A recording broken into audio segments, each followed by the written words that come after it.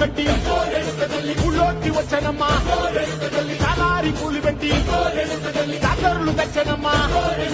తంగేడు పూలు పెట్టి కంటాణ దూకేనమ్మా ముక్కు ముక్కెర పెట్టి ముల్లోకాల నెలనమ్మా ముంగార చూడంగా మున్నూరు కన్నులమ్మా వెనుకాల చూడంగా